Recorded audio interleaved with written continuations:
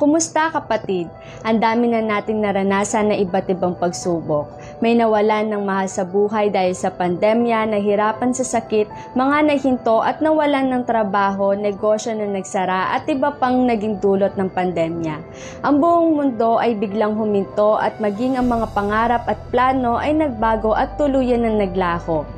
Sa muling pagbangon at unti-unting pagbabalik sa normal ng lahat, kumusta na nga ba tayo?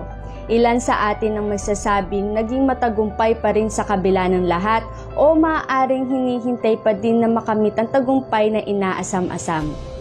Samahan niyo akong pagbulayan ang sabi sa 2 Korinto chapter 2, 14-17, ngunit salamat sa Diyos at lagi niya kaming sinasama sa parada ng tagumpay ni Kristo dahil sa aming pakikipag-isa sa Kanya. At sa pamamagitan namin ay pinalalaganap ng Diyos sa lahat ng dako ang mabangong halimuyak ng pagkakilala sa Kanya. Para kaming mabangong samyo ng insensong inihahandog ni Kristo sa Diyos at nalalanghap naman ng mga naliligtas at ng mga napapahamak. Sa mga napapahamak, ito'y parang alingasaw na nakamamatay. Ngunit sa mga naliligtas, ito'y halimuyak na nagdudulot ng buhay. Sino ang may sapat na kakayahang gumawa ng mga bagay na ito? Hindi kami katulad ng marami na kinakalakalang salita ng Diyos. Sa halip, bilang sugo ng Diyos sa Kanyang harapan at sa aming pakikipag-isa kay Kristo ay buong katapatan kaming nangangaral. Paano ba natin makakamit ang tagumpay? Una, magtatagumpay ang nakipag-isa sa Diyos. Ang pagkikipag-isa sa Diyos ay naglalarawan ng pagsunod sa Kanyang salita at sa Kanyang kalooban. Naunawaan natin kung bakit may mga nararanasan tayo na taliwas sa gusto nating mangyari. Una din natin siyang nilalapitan kapag masaya o malungkot man tayo. At kapag nakikipag-isa tayo sa Diyos, binubuksan natin ang ating puso at buhay upang malaya siyang gawin ang layunin niya para sa atin. Sa pakikipag-isa sa Diyos, malalaman din natin kung gaano niya tayo kamahal. Mula sa John 3:16, ibinigay ng Ama ang Kanyang anak para sa ating kapatawaran at kaligtasan.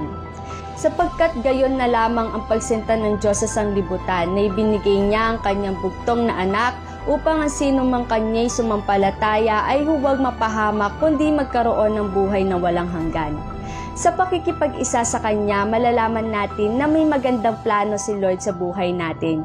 Jeremiah 29:11, For I know the plans I have for you, declares the Lord, plans to prosper you and not to harm you, plans to give you hope in a future. Gusto kong ilarawan dito si Apostol Pablo sa Filipos 3:8-9. Oo, itinuturing kong walang kabuluhan ang lahat ng bagay bilang kapalit na lalong mahalaga, ang pagkakilala kay Kristo Jesus na aking Panginoon. Ang lahat ng bagay ay pinalagay kong walang kabuluhan, makamtan ko lamang si Kristo at lubusang makasama niya. Ang aking pagiging matuwid ay hindi sa pamamagitan ng pagsunod sa kautusan, kundi sa pananalig kay Kristo. Ang pagiging matuwid ko ngayon buhat sa Diyos sa pamamagitan ng pananampalataya. Ibig sabihin, makamtan man natin ang tagumpay kung hindi natin kasama ang Diyos, walang kabuluhan iyon. Lahat ng mayroon tayo ay galing sa Kanya. Wala tayong maipagmamalaki kundi ang pagkakilala natin sa Kanya. Kahit ang pagiging matuwid ni Apostol Pablo ay buhat sa Diyos, kaya ang pakikipag-isa sa Diyos ay ang pakikipag-isa din sa Kanyang plano. At sigurado ako na anumang tagumpay ang gusto mong makamit, higit pa doon ang ibibigay sa iyo ng Diyos. Pangalawa, magtatagumpay ang nagbubulay at sinasabuhay ang salita ng Diyos.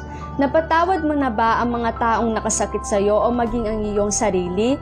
Sabi sa salita ng Diyos sa Mateo 18:21-22, nang magkagayoy lumapit si Pedro at sinabi sa kanya, Panginoon, makailang magkakasala ang aking kapatid laban sa akin na siya'y aking patatawarin, hanggang sa makapito? Sinabi sa kanya ni Jesus, hindi ko sinasabi sa iyo hanggang sa makapito, kundi hanggang sa makapitumpung-pito. Ang pagkamit ng tagumpay ay paglaya muna sa sarili.